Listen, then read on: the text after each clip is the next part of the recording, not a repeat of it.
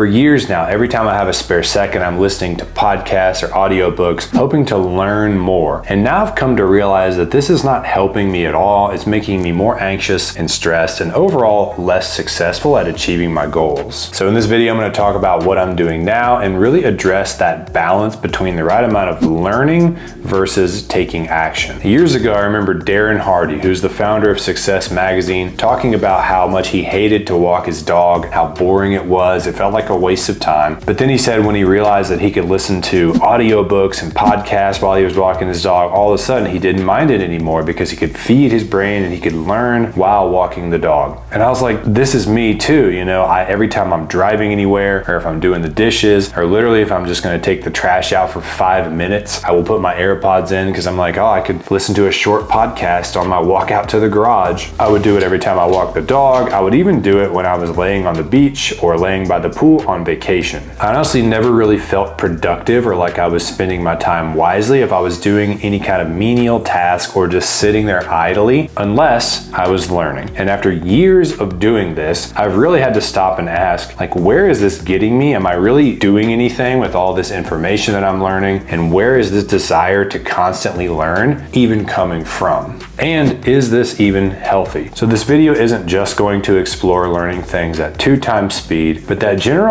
attitude that learning things at double speed aligns with, which is that we need to learn as much as possible, as quickly as possible. And that's all based upon an underlying belief that the gap between where we are today and where we want to be is some type of knowledge that we have yet to acquire. And if learning is only as valuable as the actual results it brings us, then I would say that 80 to 90% of my learning has been wasted because I don't feel like it's benefited my life in any way. And so if I'm not benefiting from 80 to 90% of all this content that I'm consuming, then why do I keep doing it? Well, I dug into this and I found out that when we learn, we actually get an excretion of dopamine in our brains. This is why it feels good to learn. And this is why I think me and a lot of other people make that comment. I just enjoy learning. It feels good to learn new things. You feel like a new person when you have this new set of knowledge that you're now armed with. You know, I'll even go put a book down and tell my wife, like, you won't believe what I learned today, and try to explain it all to her, and I'm so excited. But then 3 months later, I think back to that and I'm like, okay, I never actually did anything with all that stuff I was excited about learning. I was really just excited about learning it for learning's sake. For me, learning has also been a great source of procrastination. I could always say, I can't take action on this thing yet because I haven't learned enough. I want to take action perfectly. Therefore, I must read all of these books before I do a single thing.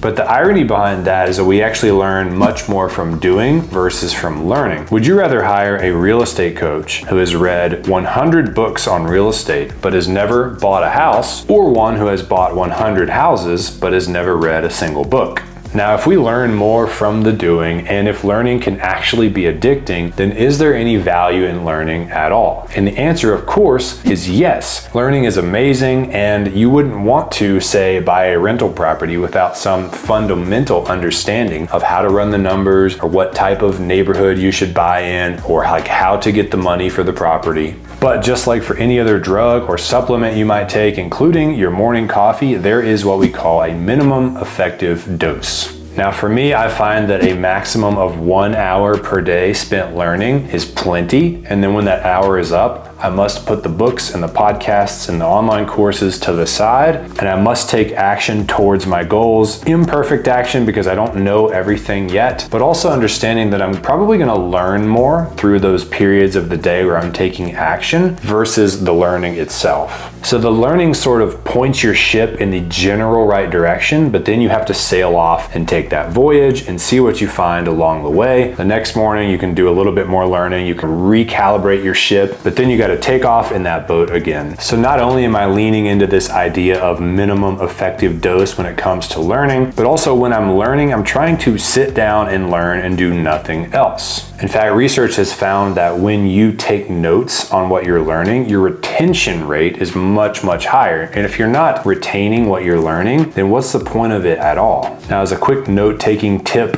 don't just write down things word for word, but listen for the important stuff and only write down those things. things, researchers have found that that is the real way to boost retention and make sure you're maximizing the value of your learning time. So we've talked about the value of learning, and we've talked about the right effective dose, but in the beginning of this video, I talked about how I was always multitasking. I was always driving and listening to audiobooks or podcasts or walking the dog and listening to my online course. But I want to come back to that and tell you a story. So when I grew up, I was diagnosed with all the ADDs, ADHDs. I had Adderall and Ritalin and all the different pills that would make me sit there and focus. I never really took that stuff, and I never have since, but I still struggle with ADD. Like, I'll go work at a coffee shop, and after being there for 90 minutes, I got to get up and go to a completely different coffee shop because I'm bored and I need a change of environment. It's sort of crazy, but like, it's something that I enjoy battling organically and naturally, and I kind of have a pulse on how bad or good the ADD is at any given time. And I've noticed that when I multitask, when I'm constantly like listening to a YouTube video while I'm doing the dishes, I'm kind of training my brain to not really ever be present on just one thing. I'm kind of like training myself to always be thinking about multiple things at the same time. And then when I actually do want to be present, like when I'm sitting there with our 2-year-old daughter and I want to spend time with her, I find myself thinking about my business or my chores or all this other crap. So I'm starting to really develop an anti-multitasking stance in my own life, and I'm trying very hard to just do one single thing at a time. So that means when I walk the dogs, I'm walking the dogs. When I'm doing the dishes, I'm doing the dishes. When I'm driving, I'm driving. And when I'm learning, I'm learning. And I gotta say that even though there's that part of me that's like, Brian, you're not optimizing your day and you could be more productive and you could be learning while walking the dog, I do find a lot more peace in living this way, in just taking things one thing at a time and really imbuing my actions with a sense of quality, with a sense of presence.